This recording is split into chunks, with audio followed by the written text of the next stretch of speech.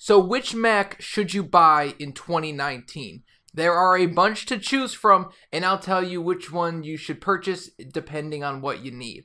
I'm Scott with Techno Eclipse, and if you want to join the Techno Eclipse community, it is so easy. Hit the subscribe button, and then maybe check out the community forum, check out my Twitter, and check out my Instagram. So I guess it's always getting harder. Also, I want to let you guys know that I am starting a podcast. It will be called the Techno Eclipse Podcast.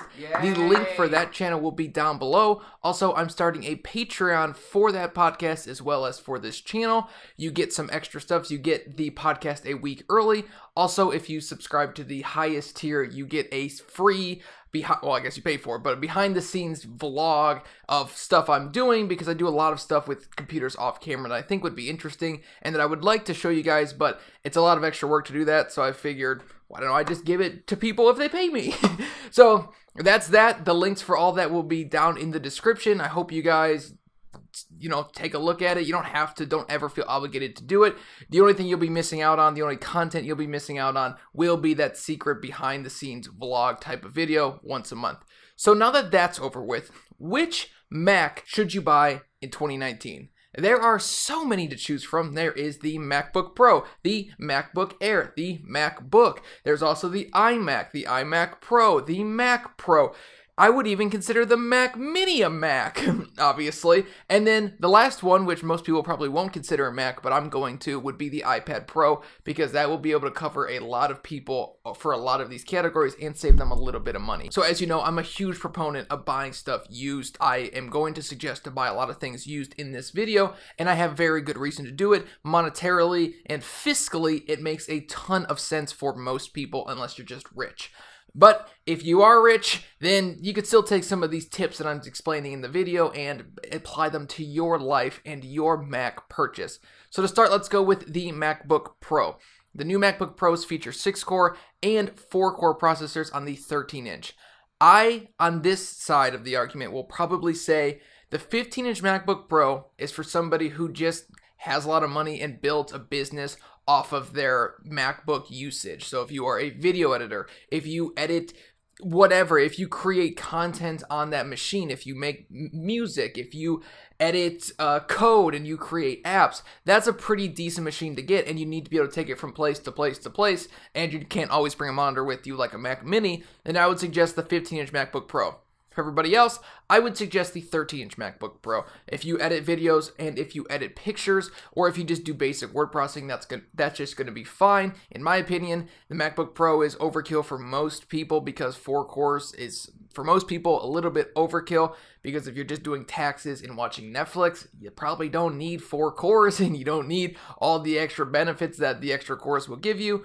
But it's a nice to have if you think in the future you're going to be editing like family photos and family videos and stuff like that. But I'm going to have a few options for a way to get around that and save some money in the next few Macs. Next, we're going with the MacBook Air. Don't buy that. That laptop sucks. Next, after that, we'll be going with the MacBook, because the MacBook Air doesn't exist. This MacBook does. This MacBook is super underpowered. It's very expensive, $100 more than the MacBook Air, but it's a great option because it is so thin, so light, so portable, and it makes more sense to me, in my opinion, than the MacBook Air, because while the MacBook Air does have like the fingerprint sensor, it's got a bad screen, they cut a lot of corners on the MacBook Air, and the MacBook, in my opinion, is a more premium device, a better device, but it does come with those Butterfly Gen 2 switches, I believe, which are a little bit sketchy, I would say, a little bit sketchy. So keep your eyes on that, but it's a pretty decent laptop if you're just going to do very basic, you're going to school, you just need something super light, super portable, that you can take pretty much everywhere, that probably won't ever break because there's no moving parts in it. There's no fan to even break. So that's kind of a nice thing about that MacBook, because it is so powerful and so portable with the optimization with macOS.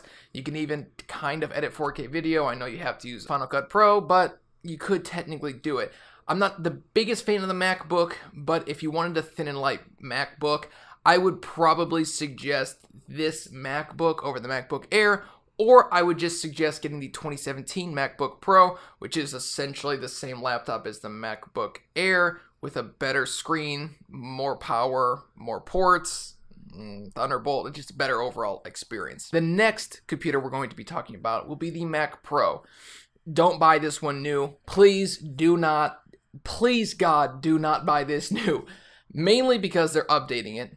And the second most important reason why is because this computer came out in 2013 and you get the 6-core with the D600 variant of this exact machine, which Apple sells for $3,000 in their shop right now for about $1,500 on eBay. I know I just sold one for $1,400 actually with like $25 shipping. So I would say probably don't get that one new. If you need the Xeons and you need all that RAM, it's a decent option, but I would really look at a used 2012, 2010, or 2009 Mac Pro because those are just going to make a little bit more sense in my opinion because they're just as powerful when you get them fully upgraded. They do consume more power, and the graphics could be much better if you put in a better graphics card. So I would suggest leaning towards the 2012, 2010, 2009 Mac Pro if you needed the Xeon processor power, but you needed to save a little bit of money. Although, keep in mind, the 2012s, 2009, 2010 will probably be losing support pretty soon. Although, for the 2012, they probably won't. And the good news is the 2010, 2012 are the same one. And if you flash the EFI in the 2009, it makes it essentially a 2012. So, you'll get support, but I'm just worried about when they'll drop it. And I know that they probably won't drop the 2013 Mac Pro support for a very long time because they sort of just updated that in their store not too long ago. I don't know if updating it is officially the way you would say it, but they reduced the price and they made the base model, the 6-core one with the D500s. So I would just, if you need a little bit, if you want more support for a little bit longer, the 2013 is okay, but really look into 2012, 2010, and 2009. Next is my favorite computer, the iMac. The 2017 iMac, which is Apple's newest iMac that they sell in their store right now, is an absolute do not buy. The reason being is because you can save a ton of money if you purchase the i7-6700 variant of the iMac from 2015. I believe that's when it actually came out. And you'll be getting very similar graphical performance. And you still get that 5K screen. It's not quite technically as good as the 2017 screen, but it has the same amount of pixels and it looks really, really good. So I would suggest getting a used 2016 iMac. And if you're waiting for the 2019, which should have been the 2018 iMac, then you'll be able to sell that 2016 iMac for a very similar price to what you purchased it for if you bought it on eBay and you choose to sell it on eBay in like 6, 7, 8 months. When Apple does finally update the iMac to the either 8th gen or 9th gen processors from Intel, you could sell that iMac for basically the same price, and then you'll lose out on essentially just fees, which if you sell it for $1,500, around that, you'll lose out on like $150. That's not bad. You'll be renting that iMac for $150 essentially for several months, and for most people, I guarantee you they'll find that that 2015 iMac will be plenty powerful for everything they need. Just make sure you get the specs you actually want, because while it is technically upgradable, don't upgrade it because there is a pretty decent chance that you die due to the open power supply that is inside of the iMac, so just be careful. The next is the iMac Pro. This computer is a very strange computer. It's the most powerful computer currently that Apple sells, and it's tough for me to say nobody buy this, because if you really do need all that power, I guess get it. But what I would probably suggest doing is, if you need the Xeon processor power, I would look into, again, a 2012 or a 2013 fully spec'd Mac Pro, and then when the new Mac Pros come out, buy a used iMac Pro for $3,500. You can even get them used now for $3,500. But when the new Mac Pros come out, there are going to be a lot of people selling their 2017 iMac Pros because they're 2 years old at that point, and they're going to be selling those for, I mean, they're not going to be selling them for peanuts, but relatively cheap. You're going to be able to save a decent amount of money. I guarantee you'll be able to buy one of those. Somebody will buy one for like $2,500. I guarantee it. There'll be a video on YouTube about somebody buying it for $2,500. I hope it's me, because I would love to try one of those things out. I would never keep it, but it'd be fun to buy and sell. So the iMac Pro right now is a bad buy in my opinion, because while tech is frustrating because there's always the next thing, the good thing about tech is last year's tech is always really good still. So go with an older Mac Pro, or possibly even if you need that screen, go with the 2015 iMac, or if you really want, buy a 2017 iMac. It'll probably be okay enough for you right now. And then when you have to sell it, you then get the iMac Pro from 2017. I don't know if they're going to update it or not. That's why I keep referring to it as the 2017 iMac Pro. Get that for really cheap after Apple releases the new 2019 Mac Pro. Whew, that's a mouthful. Next is the Mac Mini. I'm a big fan of this machine.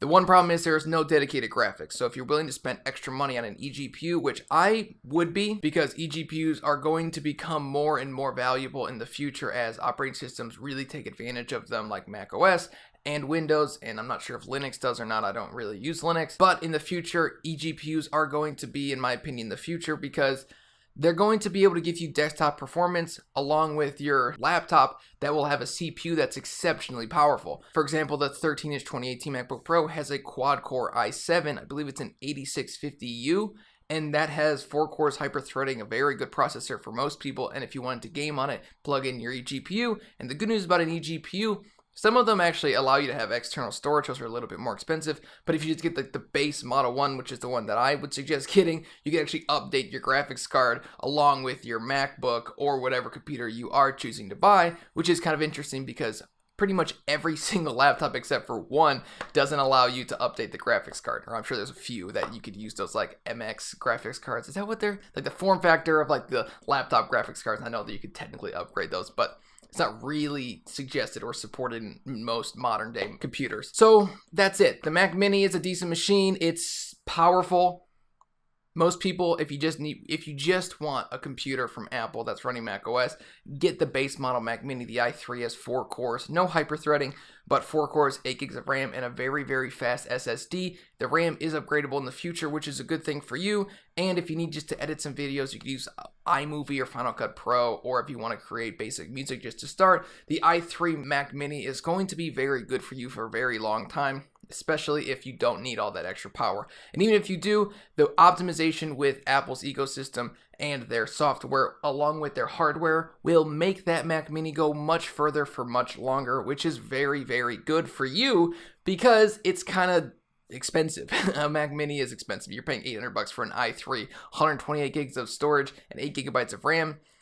That's not great, but it'll last a decent amount of time by my estimation. And it does support Thunderbolt 3, so eGPU support is there, and I guarantee you can game pretty decent settings with like an RX 580 inside of there. Finally, the iPad Pro. This is for everybody else. If you just need to do taxes, watch content, maybe occasionally edit a video for your family, for like a family movie, if you want to pay bills, I already say that, you file your taxes, all that stuff, you just need a machine that's bigger than your phone. The iPad Pro is a great fit. Or even just get last year's iPad Pro, or get the 9.7-inch iPad that Apple came out with last March. I know they're supposed to be updating that probably this March, and if you can wait, get that. If not, I would suggest probably getting a used 2017 12.9-inch iPad Pro because that screen is huge. You'll definitely like it if you're an older gentleman or older lady who just wants a bigger screen to look at. They don't necessarily want to spend the money on a MacBook, and they don't really need a keyboard. They could just use a keyboard that's on the screen. The iPad Pro or just the basic iPad is going to fit all of those needs and more.